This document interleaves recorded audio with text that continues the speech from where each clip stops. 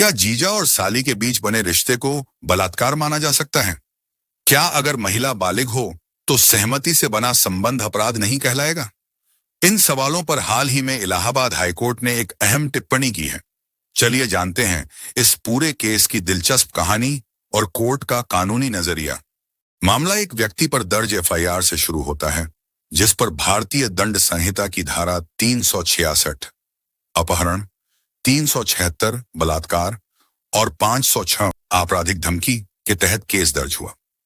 आरोप उसने अपनी साली यानी पत्नी की बहन को शादी का झांसा देकर भगा लिया और उसके साथ शारीरिक संबंध बनाए। आरोपी के वकील ने कोर्ट में दलील दी कि शिकायत झूठी थी। जीजा साली के बीच पहले से संबंध थे।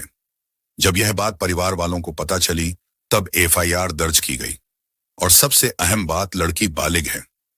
इतना ही नहीं, पीड़िता ने शुरुआत में भारतीय न्याय संहिता बीएनएसएस की धारा 180 के तहत दिए गए बयान में किसी भी जबरदस्ती से इनकार किया था। हालांकि बाद में धारा 183 के तहत बयान बदलकर अभियोजन का समर्थन किया।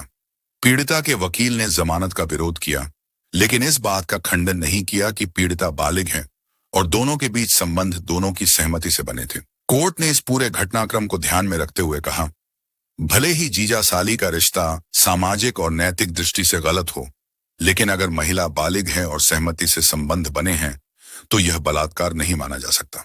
कोर्ट ने यह भी देखा कि आरोपी जुलाई 2024 से जेल में है। उसका कोई आपराधिक इतिहास नहीं है। पीड़िता वयस्क है और उसने पुलिस के समक्ष पूछताछ में इस बात को स्वीकारा था कि वह और अभियुक्त पहले से ही एक रिश्ते में थे। इन तथ्यों के आधार पर हाईकोर्ट ने आरोपी को जमानत दे दी। इस केस से एक बात साफ है, भारतीय कानून में सहमति और उम्र दो बेहद अहम तत्व हैं बलात्कार के मामलों में।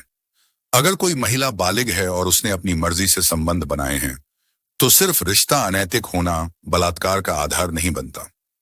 क्या आपको लगता है कि इस फैसले से समाज में कोई खास संदेश गया है? कमेंट में अपनी राय जरूर दीजिए। ऐसे ही और कानूनी जानकारियों के लिए जुड़े रहिए हमारे साथ। कानून को जानिए, समझिए और खुद को सशक्त बनाइए।